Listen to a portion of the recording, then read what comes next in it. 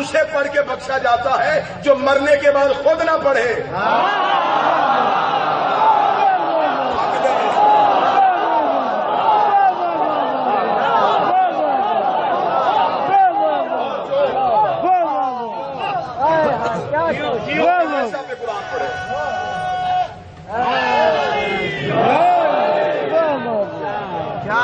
اور جو نیزے کی نوک پہ قرآن ہے.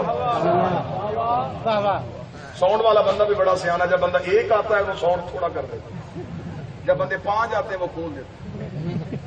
چلیں کوئی حیدریہ ساؤنڈ بھی ہو.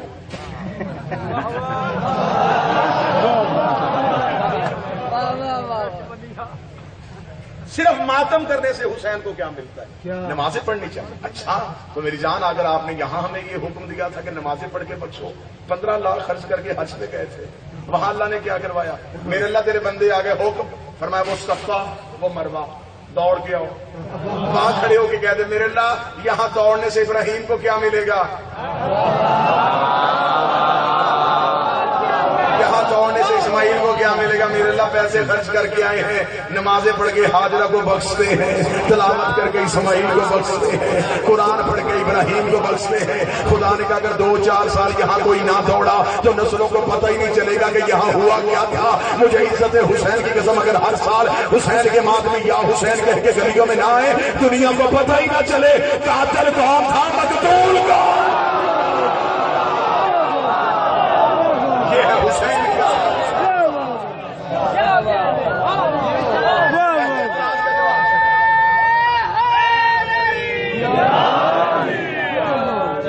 دوسرا اعتراض کیا کیا جاتا ہے؟ دوسرا اعتراض یہ ہوتا ہے جی توجہ میری طرف کیجیے گا.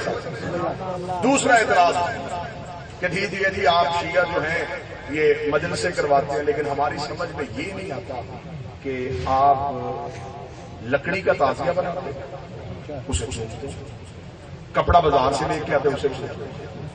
یہاں ہمیں مولوی تعزیہ نہیں چومنے دیتا, میر صاحب وہاں سارے پتھر چوم کے آئے.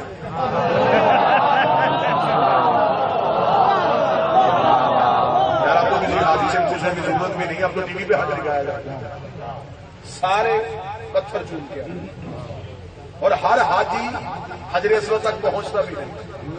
بابا کوئی حاجی آئے نا تو اس سے ملنے کے لیے جائے, حاجی صاحب حجر اسود کو بول سکے نہیں جی کہاں موسیٰ, وہاں تو رش بہت زیادہ تھا. پھر آپ نے کیا کیا, وہاں بھی طریقہ کار ہے, وہاں جو عالم کھڑے ہوتے ہیں نا, ہم نے ان سے پوچھا تھا کہ ہم کیا کریں. انہوں نے کہا جب طواف کعبہ کرتے ہوئے حجر اسود کے سامنے سے تمہارا گزر ہو تو اپنے دائیں ہاتھ کی ہتھیلی کو حجر اسود کی جانب کرنا, پھر اپنے ہاتھ کو حجر اسود سمجھ کے چومنا, ہاتھ کو حجر اسود سمجھ کے چومنا, ہاتھ کو حجر اسود سمجھ کے چومنا. مولوی صاحب آپ نے چوما ہاتھ تھا, ثواب حجر اسود کا کیسے ہو گیا؟ فرمایا چومتے ہم ہاتھ ہیں, نیت میں حجر اسود ہوتا ہے. چومتے ہم تعزیہ ہیں, نیت میں روضہ حسین.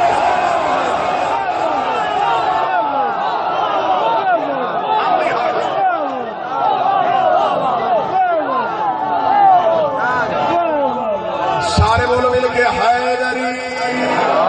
اگلا اعتراض محرم پر کیا ہوگا؟ ساؤنڈ والا سن رہا ہے تو یہی کو بند کریں گے, گونج بند کریں.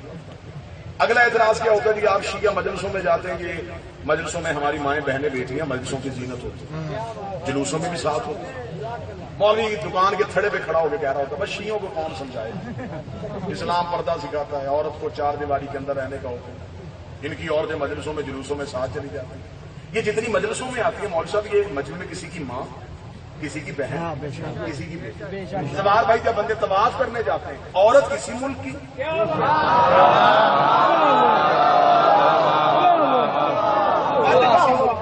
وہاں کاندھے کے ساتھ کاندھا لگ رہا ہو, وہاں بھی مولوی غیرت کرے کعبے کے دروازے کے سامنے ہاتھ پھیلا کے کھڑا ہو جائے. نہیں میرے اللہ, اسلام غیرت سکھاتا ہے. ایک دن عورتیں طواف کرے, ایک دن مرد طواف کرے. مولوی کہتا جی تمہاری مت ماری گئی ہے, وہ تو اللہ کی عبادت ہے, عبادت میں تو ہوش نہیں ہوتی. پھر جس نے کعبہ بنایا تھا وہاں تجھے ہوش نہیں ہوتی, تو جس نے کعبہ بچایا تھا.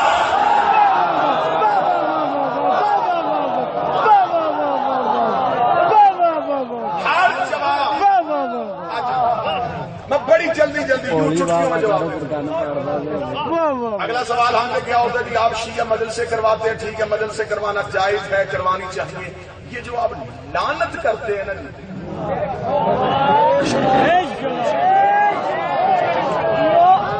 یہ بڑی بات, یہ ہونا نہیں چاہیے. اور سر کیوں اس میں کیا مسئلہ؟ نہیں جی دیکھیں اخلاق دکھاتا ہے اسلام.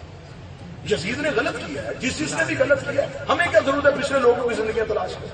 جس نے غلط کیا اللہ سزا دے, اللہ پہ چھوڑ دو, اللہ جانے وہ جانے, اللہ جانے وہ جانے. ہمیں یہاں سارے سال یہی فتوے دیے, اللہ جانے وہ جانے.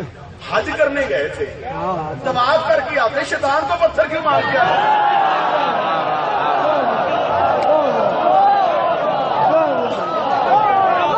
وہاں بھی کہہ رہے تھے میرا تو جانے.